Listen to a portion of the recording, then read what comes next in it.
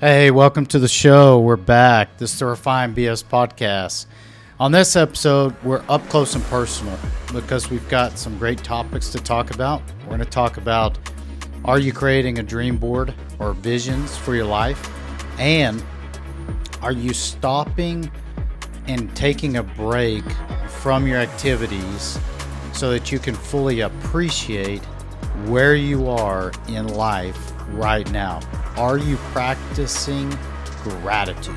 So we got a great episode. I'm excited. I shot a small clip in my recent vacation to Mexico, and I'll share just a small piece of that. But let's get the episode going. So this is Refined BS Podcast. I'm your host, Dustin Weaver.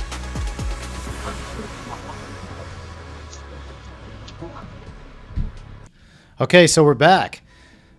Are you practicing gratitude? We're going to start there. You know, in our lives, we are going to strive for more and more and more. And it's important for us to stop and think about why. Why are we doing this? Why are we fighting for what we fight for? Why are we striving for what we're striving for? And why do we continually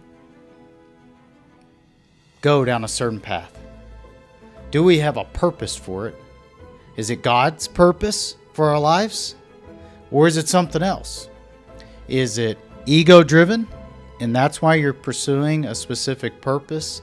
Is it, you maybe don't feel good or enough inside and you need to attain certain levels of success before you're going to get there? For whatever it is, for all the viewers out there, it's really something to think about and to stop and be grateful for where you are today. Because that's why they call today the present, because it is a gift.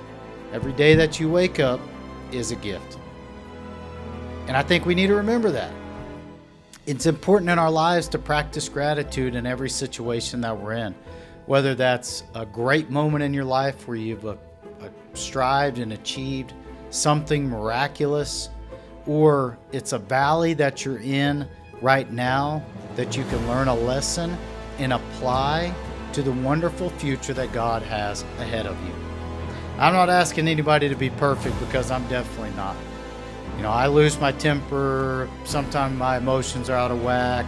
I strive for success. I forego a lot of, great pleasures in my life, and I neglect people in my life, chasing this thing that I'm so fired up about.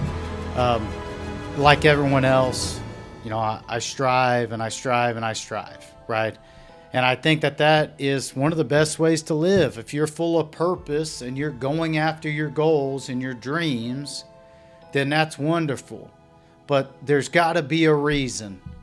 And the reason needs to come from a grateful heart. So I'm going to stop there on gratitude, and we're going to talk about dreams and purpose, because all of this ties together.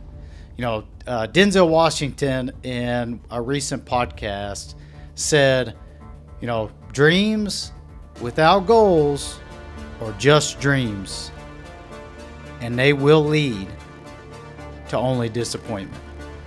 And I think it's important for us to remember that if you're going to dream about something, yet never take action or put any goals or steps in front of yourself to achieve it, you are going to be disappointed in the long term.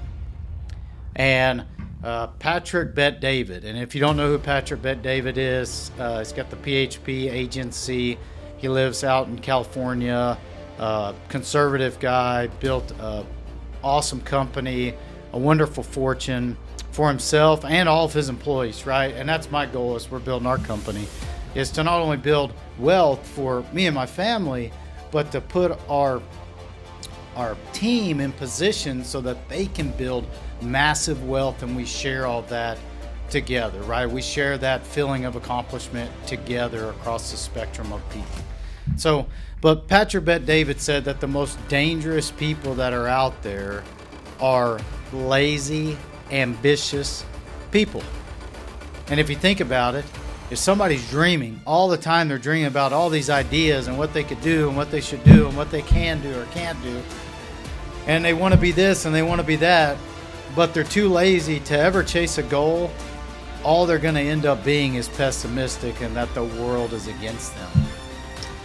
And that's not what we want. We want to keep chasing greatness every single day.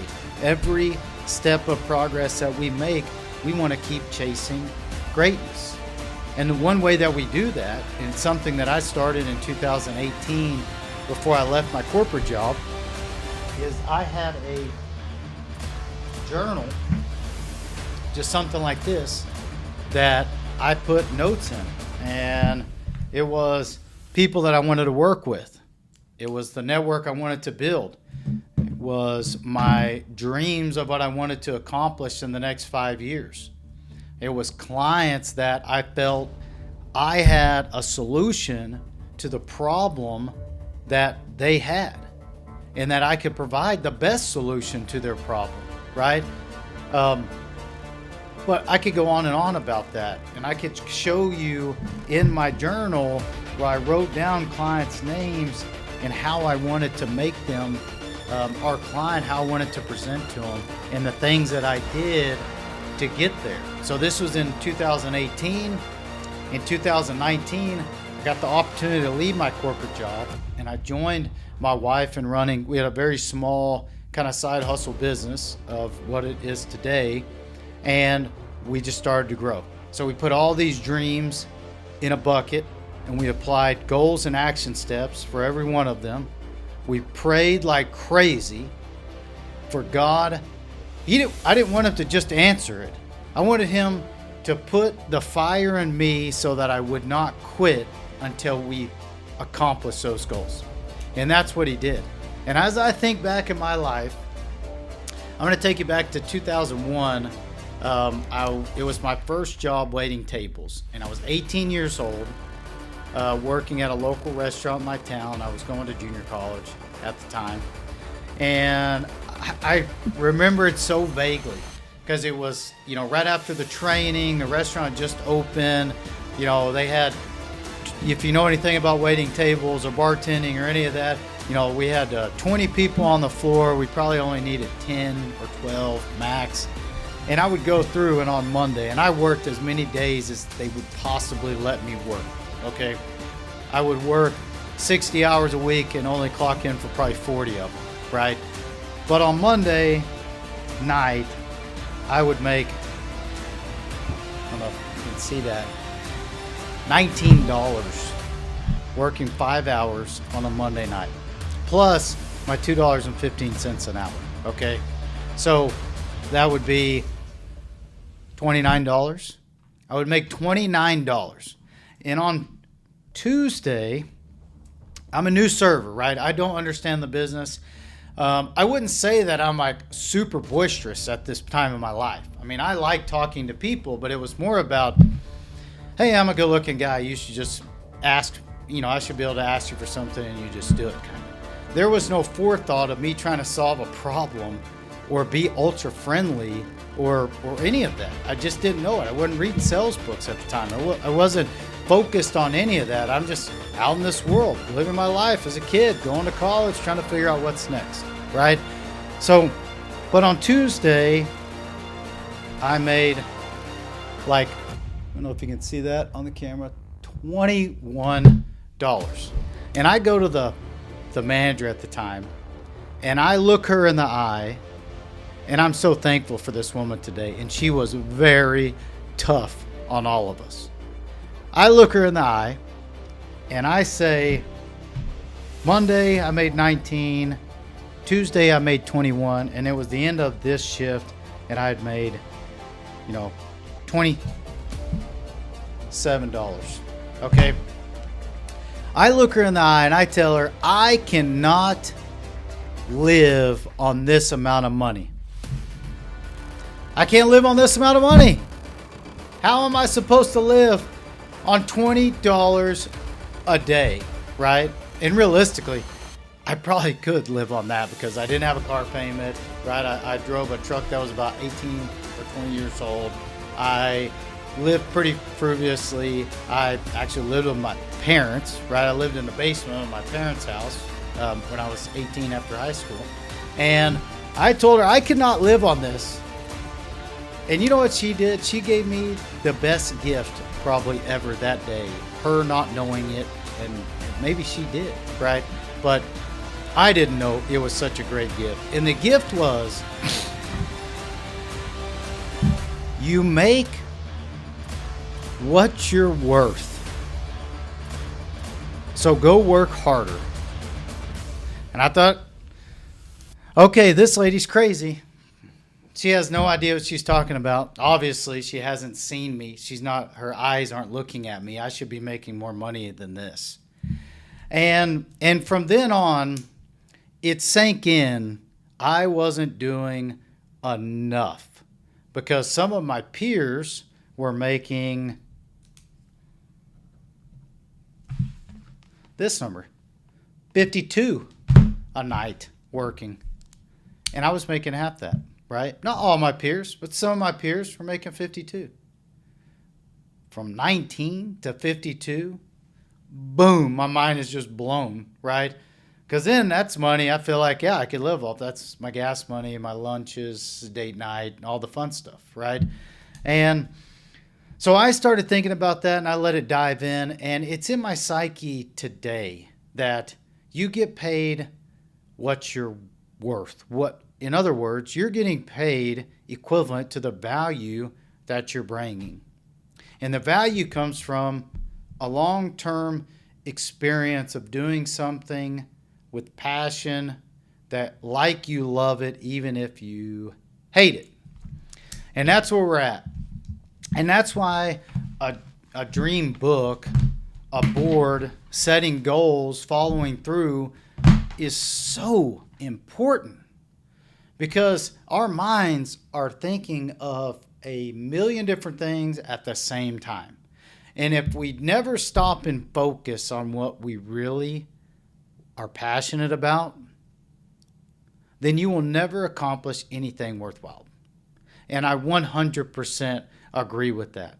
Now that we're in the 4th year of full-time in the business, there are things that I've learned this year that in year 2, not that I knew I didn't know at all, but in year 2, I didn't realize how much I didn't know, if that makes sense to anyone out there that's, working through entrepreneurship.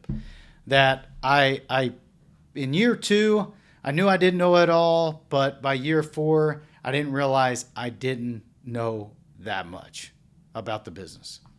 And I'm still learning every single day. It never stops. And these are my tips for you. If you are starting out on a journey, you're in the middle of a journey, you're in your corporate career, because this life isn't for everyone. It's definitely not. There are big risks on this side. And my thought is that if you're willing to take those risks, know that the journey can be tough, but it can be a lot of fun. So remember this, be grateful for where you are and what you've accomplished so far, even if you feel like your accomplishments are not that much. And then number 2, build dreams and goals in your journal so that you have a blueprint of potentially what your success can look like.